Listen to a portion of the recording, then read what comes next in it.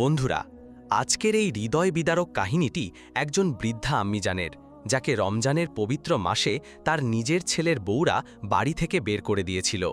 জ্বলন্ত সূর্যের নিচে তপ্ত জমিতে তিনি অসহায় ও দুর্বল অবস্থায় পড়েছিলেন। ক্ষুধা ও তৃষ্ণায় তার শরীরের শেষ শক্তিটুকুও নিঃশেষ হয়ে গিয়েছিল। চোখের সামনে অন্ধকার ছেয়ে আসছিল।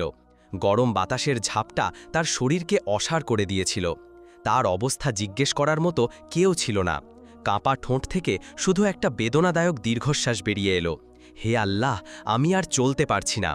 তার প্রতিটি হাড় যেন জবাব দিয়ে দিচ্ছিল। চোখ থেকে জল গড়িয়ে পড়ছিল, কিন্তু ঘামে ভেজা মুখ আর শুকনো ঠোঁট সাক্ষ্য দিচ্ছিল যে তার ধৈর্যের সীমা শেষ হয়ে গেছে। এই বেদনাদায়ক কাহিনীটি জানতে শেষ পর্যন্ত আমাদের সাথে থাকুন। গ্রামের মাঝখানে একটি পুরনো কিন্তু চমৎকার প্রাসাদের মতো বড় বাড়ি ছিল। এই বাড়িতেই আম্মিজান তার 6 ছেলের সাথে থাকতেন। তার আসল নাম ছিল হালিমা বিবি, কিন্তু পুরো গ্রামের লোক তাকে আম্মিজান বলে ডাকত, কারণ তিনি সবার জন্য মায়ের মতো ছিলেন। তার হৃদয় ছিল সমুদ্রের মতো বিশাল, সবার জন্য খোলা। গ্রামের লোকেরা তাকে খুব সম্মান করত। যদি কারো বাড়িতে ঝগড়া হতো, তিনি তার ভালোবাসা ও বুদ্ধি দিয়ে মিটমাট করে দিতেন। কেউ ক্ষুধার্ত থাকলে নিজের ভাগের রুটি দিয়ে দিতেন। গ্রামের মহিলারা বলতো আম্মিজানের মন নদীর মতো। তার 6 ছেলে ছিল, সাদিক, আয়ান, নোমান, রেহান, ফিরোজ এবং আসাদ। আম্মিজান তার পুরো জীবনটা ছেলেদের মানুষ করার পেছনে ব্যয় করেছিলেন। তিনি নিজে না খেয়ে থাকতেন, কিন্তু তার সন্তানদের কোনো কিছুর অভাব বোধ করতে দিতেন না। সময় পেরিয়ে গেল, ছেলেরা বড় হলো এবং তাদের ঘরে বউ আসার সময় হলো। আম্মিজান তার সাধ্যের বাইরে গিয়ে ছেলেদের বিয়ে দিয়েছিলেন। ভালো ঘর থেকে বউ এনেছিলেন, যাতে ঘরে বরকত আসে, আনন্দ বাড়ে। যখন প্রথম বউ এলো, আম্মিজান নিজের ঘর ছেড়ে তাকে সবচেয়ে ভালো ঘরটা দিয়ে দিলেন। যখন দ্বিতীয় বউ এলো, তখন তিনি নিজের হাতে ঘরের দেয়াল পরিষ্কার করলেন, যাতে নতুন বউয়ের ভালো লাগে। এভাবে একে একে 6 জন বউ ঘরে এলো। শুরুতে সবকিছু ঠিকঠাক ছিল, ঘরে আনন্দ ছিল, সব দিকে চহলপহল ছিল।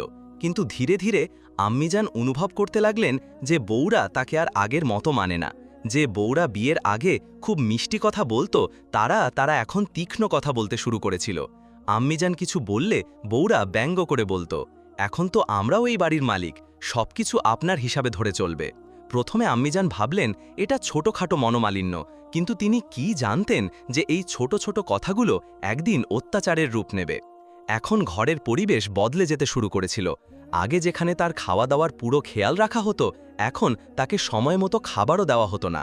আগে বউরা শ্রদ্ধার সাথে কথা বলতো, এখন কেউ সোজাসুজি কথাও বলতো না। আগে ছেলেরা ছোট বড় সব বিষয়ে তার পরামর্শ নিত, এখন স্ত্রীদের কথায় বলতো, আম্মি, আপনি এখন বুড়ি হয়ে গেছেন, সব বিষয়ে নাক গলাবেন না। তারপর একদিন আম্মিজানের প্রচণ্ড জ্বর হলো। দুর্বলতার কারণে তিনি উঠতেও পারছিলেন না। তিনি ছোট বউকে বললেন, মা, একটু জল দাও, খুব তৃষ্ণা পেয়েছে। ছোট বউ বিরক্ত হয়ে বলল, এত কাজ করতে করতে আমার কোমর ভেঙে যাচ্ছে, আর আপনার শুধু হুকুম চালানোর শখ। যদি এতই কষ্ট হয়, তাহলে ছেলেদের বলুন আপনার জন্য আলাদা কাজের লোক রেখে দিক। তৃতীয় বউ তো সীমা ছাড়িয়ে গেল, আম্মিজান, আপনি এখন শেষ বয়সে আরাম করুন, আমাদের থেকে ঘরের কাজের আশা করবেন না। আম্মিজান অবাক হয়ে গেলেন, যে ছেলেদের জন্য তিনি নিজের পুরো জীবন উৎসর্গ করেছেন, তাদেরই ঘরে তার জন্য এখন কোনো জায়গা নেই। ছেলেরা যখন বাড়ি ফিরল, তখন বউরা খুব সহজেই বলে দিল, আরে এটা তো সামান্য জ্বর, বুড়ো বয়সে তো এমন হতেই থাকে। কেউ আম্মিজানের খোঁজও নিল না।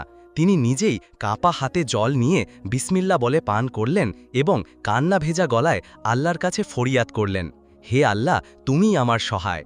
কয়েকদিনের কষ্টের পর আল্লাহর কৃপায় তার শরীর কিছুটা ভালো হলো। সেই সময়েই রমজানের পবিত্র মাস শুরু হলো। রমজান সব সময় আম্মিজানের জন্য সবচেয়ে প্রিয় সময় ছিল। ছোটবেলা থেকেই তিনি এই পবিত্র মাসের জন্য অধীর আগ্রহে অপেক্ষা করতেন। এবারও যখন রমজানের প্রথম চাঁদ দেখা গেল, তার মুখে এক অদ্ভুত প্রশান্তি ছেয়ে গেল। তার চোখ থেকে জল গড়িয়ে পড়ল। হে আল্লাহ, তুমি আমাকে আরও একটি রমজান দেখার তৌফিক দিয়েছ, তোমার লাখ লাখ শুকরিয়া। তিনি নিজেকে ধীরে ধীরে সেহরির প্রস্তুতিতে লেগে গেলেন।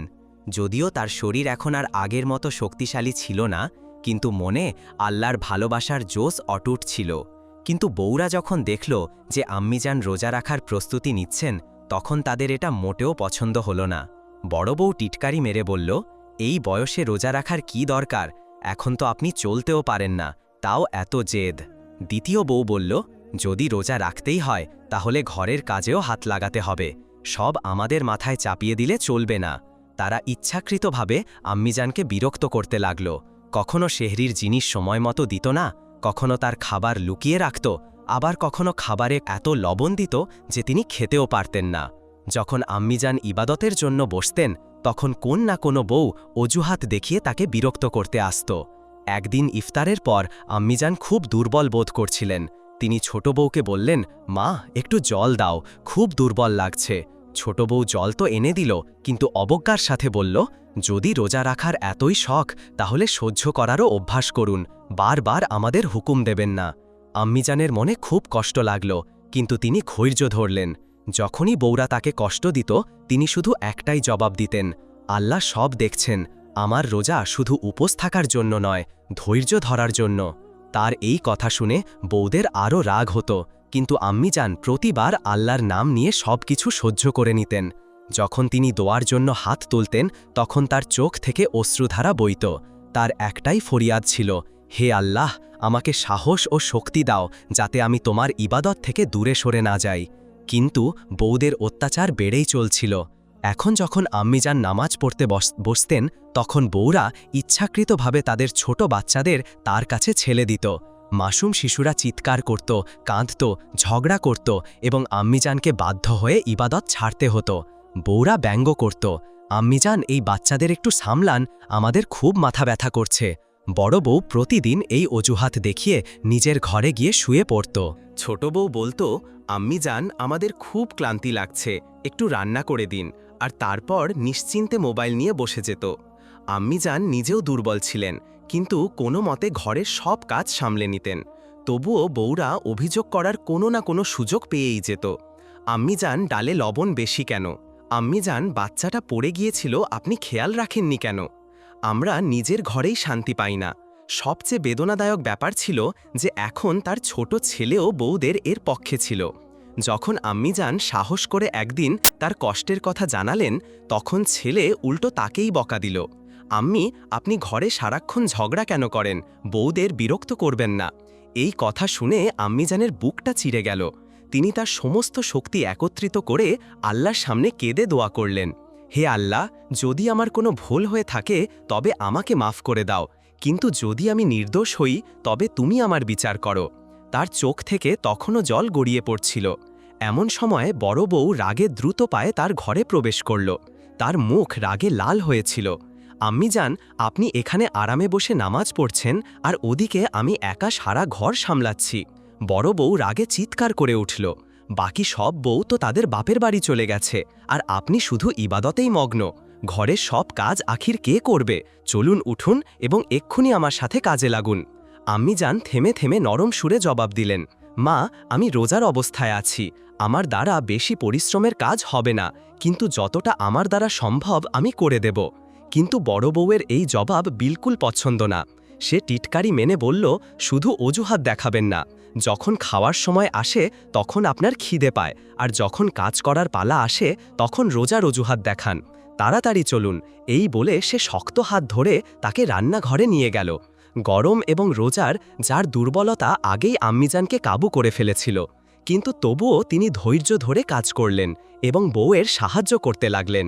কিছুক্ষণ পরেই তার অবস্থা আরও খারাপ হতে লাগল। হাত কাঁপতে লাগল, চোখের সামনে অন্ধকার ছেয়ে গেল, শরীর জবাব দিতে লাগল। কিন্তু বউয়ের কোনো দয়া হলো না। এখনও অনেক কাজ বাকি আছে, তাড়াতাড়ি হাত চালান। বড় বউ টিটকারি দিতে থাকল। আম্মিজানের শরীরে আর শক্তি ছিল না। অবশেষে অতিরিক্ত পরিশ্রমের কারণে তার পা টলে গেল, মাথা ঘুরল এবং তিনি অজ্ঞান হয়ে মাটিতে পড়ে গেলেন। কিন্তু বড় বউয়ের উপর এর কোনো প্রভাব পড়ল না, উল্টো সে আরও রেগে গেল। এই নাটক আমার সামনে করবেন না আম্মিজান, উঠুন এবং কাজ শেষ করুন। কিন্তু আম্মিজান ব্যথায় নড়তেও পারছিলেন না, তার শরীর যেন নিষ্প্রাণ হয়ে গিয়েছিল। বড় বউয়ের রাগ আরও বেড়ে গেল। সে নির্দয়ভাবে তার হাত ধরে তাকে টেনে দরজার কাছে নিয়ে গেল। তারপর তাকে নির্মমভাবে বাড়ির বাইরে ফেলে দিল। যদি আপনার দ্বারা ঘরের কাজ না হয় তাহলে বাইরে বসুন, এখানে থাকার কোনো দরকার নেই। আম্মিজান ব্যথায় কাতরাচ্ছিলেন, কিন্তু তিনি কোনো অভিযোগ করলেন না। শুধু তার শুকনো চোখে আকাশের দিকে তাকালেন এবং হালকা স্বরে বললেন, হে আল্লাহ, তুমি সব দেখছ। তিনি সেখানেই মাটিতে পড়ে রইলেন। তার শরীরে আর নড়াচড়া করারও শক্তি ছিল না। ওদিকে বড় বউ স্বস্তির নিঃশ্বাস ফেলে নিশ্চিন্তে ঘরের ভেতরে চলে গেল। কিন্তু আল্লাহর লাঠি শব্দহীন। পরের মুহূর্তেই যখন বড় বউ রান্নাঘরে ফিরে গেল, তখন হঠাৎ তার পা পিছলে গেল এবং সে সরাসরি ফুটন্ত তেলের বড় পাত্রের ওপর গিয়ে পড়ল। আহ! তীব্র চিৎকারে পুরো বাড়ি কেঁপে উঠল। তার শরীর গরম তেলে পড়ার সাথে সাথে সে যন্ত্রণায় বুড়িরা চিৎকার করে উঠল, বাঁচাও, পুড়ে গেলাম, পুড়ে গেলাম। তার ভয়ানক চিৎকার পুরো ঘরে প্রতিধ্বনিত হচ্ছিল। ঘরে উপস্থিত তার স্বামী, দেবর এবং বাকি বাড়ির লোকেরা ঘাবড়ে ছুটে এলো। রান্নাঘরের দৃশ্য দেখে সবার হোশ উড়ে গেল। বড় বউ ফুটন্ত তেলে পরে ছটফট করছিল। আল্লাহ, তাড়াতাড়ি করো, ওকে বের করো, তার স্বামী চিৎকার করে উঠল। দেবর কোনো মতে একটা কাপড় নিয়ে অনেক কষ্টে তাকে জ্বলন্ত তেল থেকে বের করল, কিন্তু অনেক দেরি হয়ে গিয়েছিল। তার পুরো শরীর ঝলসে গিয়েছিল, মুখটা এতটাই পুড়ে গিয়েছিল যে চেনা যাচ্ছিল না। ঠিক সেই সময় বাকি বউরা যারা বাপের বাড়ি গিয়েছিল তারা ফিরে এলো। এই ভয়ানক দৃশ্য দেখে তাদের আত্মা কেঁপে উঠল। ছোট বউ কাঁপতে কাঁপতে বলল, হে আল্লাহ, এটা কি হলো? বড় বউ যন্ত্রণায় তাতরাচ্ছিল।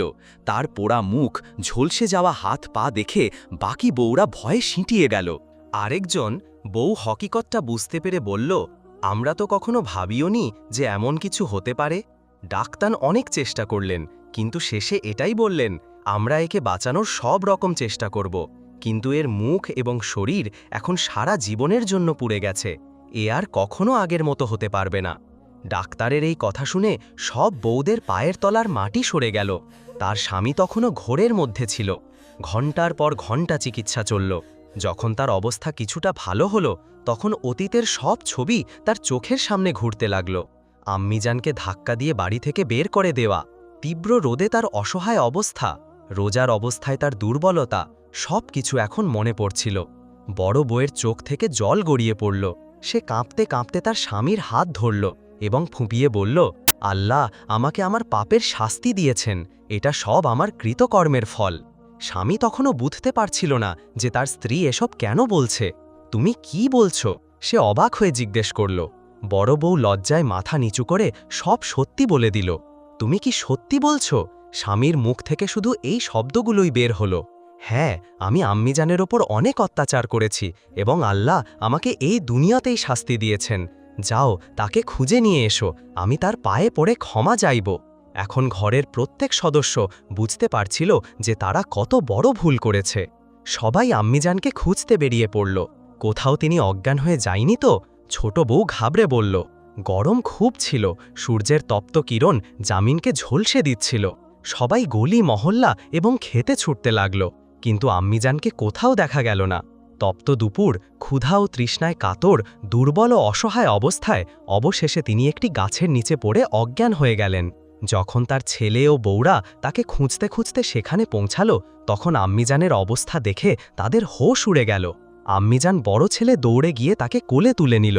তার শ্বাস প্রশ্বাস ধীর হয়ে আসছিল, ঠোঁট শুকিয়ে গিয়েছিল, মুখ ফ্যাকাশে হয়ে গিয়েছিল। ছোট ছেলেদের চোখ থেকেও জল গড়িয়ে পড়ল। হে আল্লাহ, আমরা আমাদের মায়ের সাথে এটা কি করলাম? সবাই মিলে আম্মিজানকে হাসপাতালের দিকে দৌড়ালো। ডাক্তার পরীক্ষা করে দুঃখের সাথে মাথা নাড়লেন। ইনি বেশ কয়েকদিন ধরে ক্ষুধার্ত ও তৃষ্ণার্ত, শরীর খুব দুর্বল হয়ে পড়েছে। ইনি ঠিকমতো খাবারও পাননি, অবস্থা সংকটজনক। আর কিছুক্ষণ দেরি হলে হয়তো ছেলেদের বুকটা ধরাস করে উঠল।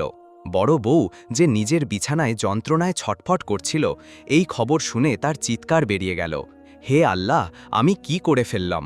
এখন ছেলেরাও অনুতপ্ত হচ্ছিল, আমরা আমাদের মায়ের খেয়াল নিজেরাই কেন রাখলাম না? অনেকক্ষণ পর আম্মিজানের জ্ঞান ফিরল। তিনি তার শুকনো চোখ খুললেন। সামনে তার ছেলেরা দাঁড়িয়েছিল, চোখে অনুশোচনার অশ্রু নিয়ে। বড় ছেলে তার কাছে এসে হাত ধরল এবং কান্না ভেজা গলায় বলল, আম্মিজান, আমাদের ক্ষমা করে দিন। আমরা আপনার অবস্থা সম্পর্কে অনজান ছিলাম। আমরা জানতাম না যে ঘরে আপনার সাথে কি হচ্ছিল। ছোট ছেলেরা মাথা নিচু করে নিল। আমরা আপনাকে আপনার বউদের দয়ার ওপর ছেড়ে দিয়েছিলাম। আমাদের ক্ষমা করে দিন আম্মিজান। আম্মিজান চোখ তুলে দুর্বল স্বরে বললেন, বেটা, আল্লাহ সব দেখেন। আমার জন্য কাঁদার দরকার নেই, শুধু শিক্ষা নাও এবং ভবিষ্যতে কারোর ওপর অত্যাচার করো না। আম্মিজানের কথা শুনে ঘরের প্রত্যেক সদস্যের মাথা লজ্জায় ঝুঁকে গেল। কিছুক্ষণ পর তিনি তার বড় ছেলেকে বললেন, বেটা, আমাকে আমার বউয়ের কাছে নিয়ে চলো, আমি ওকে দেখতে চাই। ছেলেদের চোখে আবার জল এসে গেল।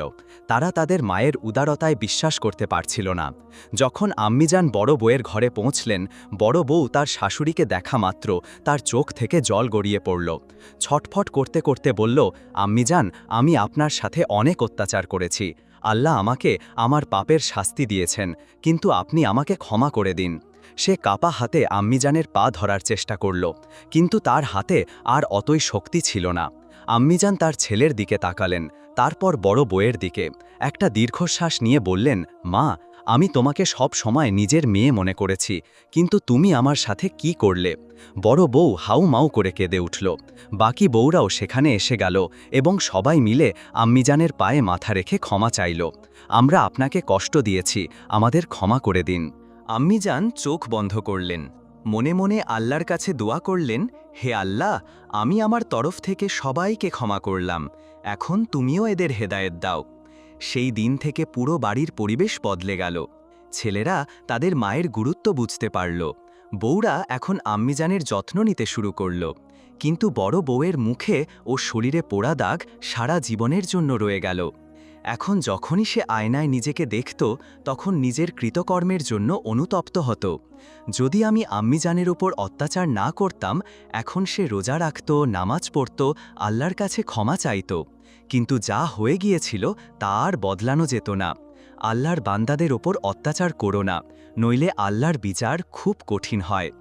মা বাবার সম্মান করো, তাদের মনে কষ্ট দিও না, নইলে আল্লাহর শাস্তি এই দুনিয়াতেই দেখতে পাবে। যদি কারো দ্বারা ভুল হয়ে যায়, তবে তাড়াতাড়ি তওবা করে নেওয়া উচিত, যাতে আল্লাহ ক্ষমা করে দেন।